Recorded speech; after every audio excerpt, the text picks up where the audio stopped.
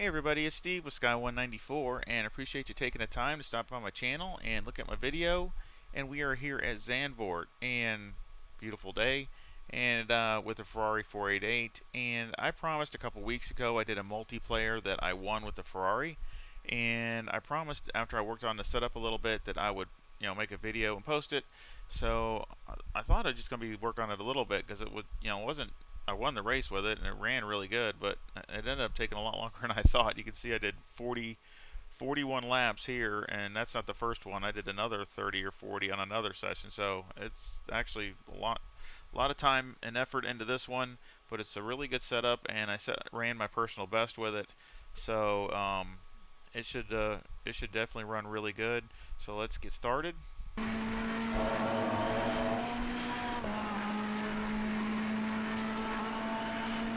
Now the sign up here, right there, that sign that's right, I just passed, between there and this line up here, usually right around the 100 is where I'm hitting the brakes, but I'm looking, when I'm looking for that sign, I'm looking for the 100. So that's usually right where I hit the brakes. And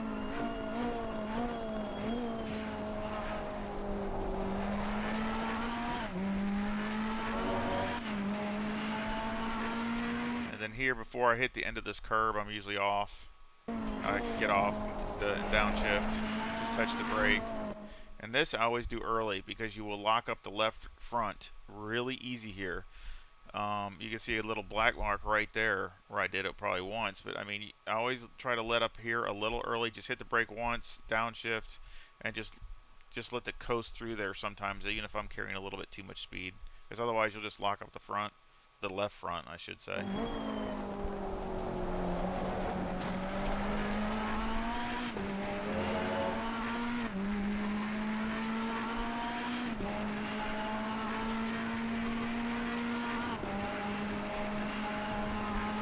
I use this when I come up to this marker here. I'm using this for my brake marker here at the end of this guardrail, and I downshift twice. And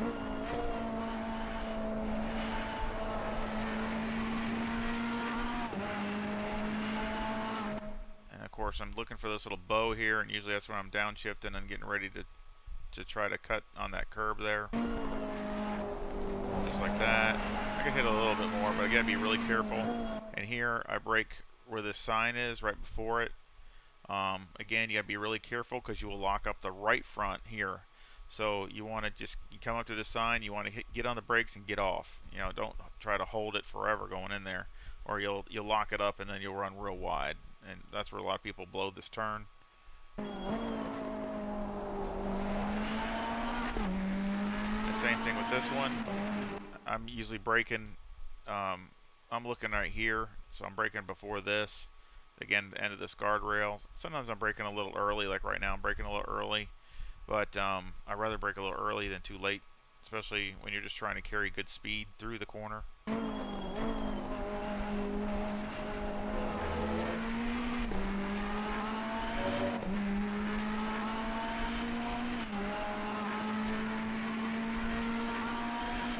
Of course, again, I'm looking at the 100 here. That's where I brake, is the 100. Downshift to first, and I try to just touch this curb right here. You gotta be really careful because you don't want to get on the green part and hit this big one, but I don't mind just barely touching it.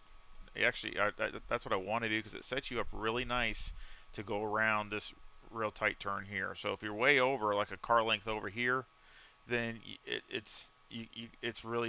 lose a lot of time going through there. So you really want to try to hug this as much as you can, and then makes it a lot easier. You can carry more speed through there.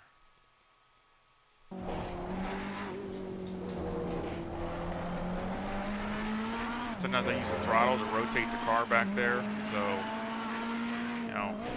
and then here, get on that and then get on the gas. And this is really the most important corner of the track, and I'm just going to take a second on this first lap. This whole corner that runs all the way down the straightaway is without a doubt to me the most important corner on the track, because during my setup I could lose so much time here if I made adjustments to go through some other corner better, and then it just tightened the car up here. I could still go through here, but it just tightened the car up. I would lose 2 or 3 tenths just going through these corners coming onto the front straightaway. You want the car as loose as you can to rotate as much as you can, and it's not even that. It's you want the car to be free, so it's not even the engine's not even bogging down. So because you can always crank more steering in it, but you don't. You want it to be able to turn real free through here, so you can carry as much speed down that straightaway. Because obviously turn one's probably the best passing zone there is, and obviously you don't want to get past. Even if you hold somebody up in the other corners, if you pull away down here on the straightaway and they're not even close to you on turn one, it's going to be really hard for them to get around you. So this, to me, without a doubt, these turns, these couple right-handers, and going onto the straightaway is without a doubt the most important part of the track. You don't want to run into that grass.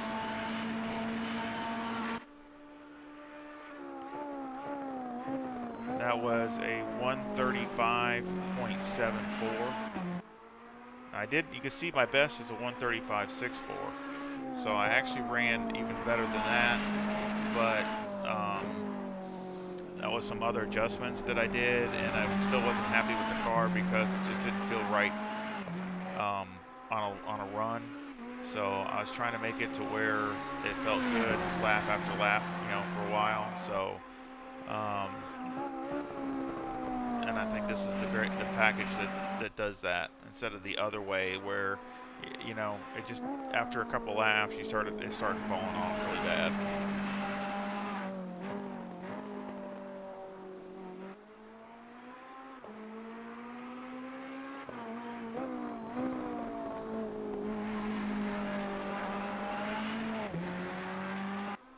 I mean, super stable, super solid. I mean. Of course, you can see I got 58 liters. Like I said in the beginning, I started with 64, I think. So, again, this is a race setup, not a qualifying or a hot lap, but you still could use it for that.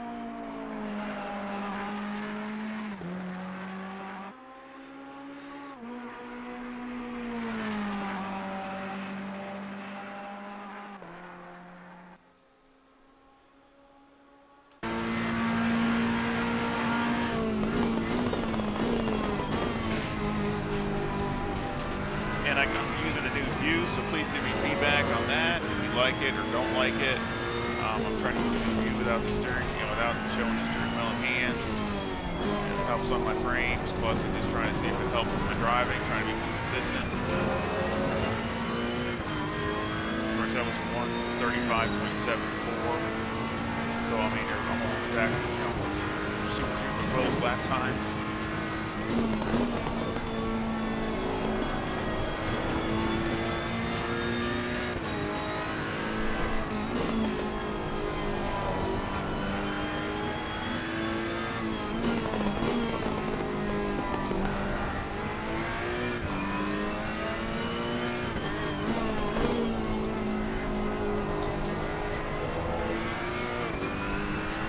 We'll go over, like I say, we'll go over the setup, and I'll show the setup, and I'll also leave a link in the description.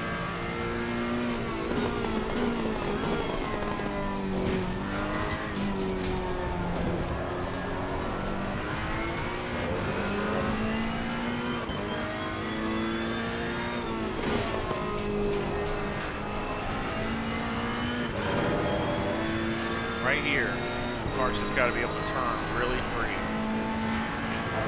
I don't even want to hear the engine dropping or nothing. It makes a big difference. Of course, that was 135.80. So, 135.7374, and then a 135.80. So, I mean, that's again with that much fuel, I'm really happy with it. So let's take a look at the setup. And setup, I have on the left front I have 25.2, left rear 25.6, right front was 27, and right rear is 26.8. And of course, before we go any further, I forgot to mention in the beginning, the track temperature was actually a little hotter because I've been actually doing 40 laps. It gets a little warmer as you go. but it was 25, and I think it was a little cooler than that when I did it. It was 25 and 25, I think, or something, and the wind was about 5, so it's low wind. Like I always try to keep it as close as I can to the same temperature and wind, low wind. So, because obviously with a lot of wind will make a big difference on your lap times. So I just want to, and of course temperatures also. Um, and then let's go back to the setup. And then the toe on the front is negative -0.1, and the camber is negative -3.5 on the left front and negative -3.4 on the right front, and the caster is 17.1. On the rear, the toe is 0.15, and the camber is negative -2.5 on the left rear and negative -2.4 on the right rear. And believe I've tried all kinds of different alignment stuff on caster, camber. I mean, I've been all over the place. So just trying to see if I can find anything else that would just work better. Just trying to try different things. I tried, and that's another thing. It kept wanting the right front wants to grain, and I'm trying to leave that as little as graining as little as it has to be. I mean, I don't want, the wear, I don't want it real bad. So we'll take a look at that here in a second. Electronics are 3, 5, and 3. Fuel, I started with 65 liters. And let's take a look. The last set of tires, here they are here. And as you see, there's no graining on them at all. Of course, it was only, 4 laps with the outlap. But, the wear looks really good. 286, 87, 88, 287, 8. So it's wearing the left front just a teeny bit more than the left rear. I mean, the wear is just very, very, very, it's almost perfect. So because that's just a teeny bit less. On the right front, it's 293, 294, and 294, and on the right rear is 292, 293, and 293. So again, it's actually wearing the right rear a little teeny bit faster than the right front, but I really think that it's as balanced as good as it can be for this type of setup. Mechanical, I have 35 on anti-roll bar on the front. The brake bias is 59. Steering ratio is turned all the way down. The wheel rate or springs on the front is 138,600. The bump stop rate is 1,200 on the left front and 1,100 on the right front. And bump stop range is 1 on the left front and on both. So I got 1 on the bump stop range on the front. On the rear, the springs is 134,000, and the bump stop rate is 600 on the left rear and 500 on the right rear, and 8 at the bump stop range on both sides. And I tried all kinds of different spring combinations, and I actually liked the way it felt with this one stiffer spring all the way around. But that made the tires run hotter. It did feel maybe a teeny bit better, but time-wise, there was no difference in time. So I really don't see the advantage of it. It did make it maybe feel a little bit more stable, a little more stable.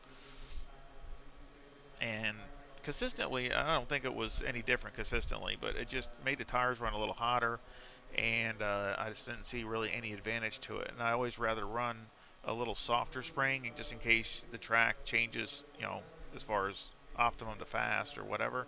The anti-roll bar on the back is 15, and the preload on the diff is 150, and that I have been everywhere on that. I mean, these back here, I have really spent a lot of time just on the anti-roll bar and the preload on the diff.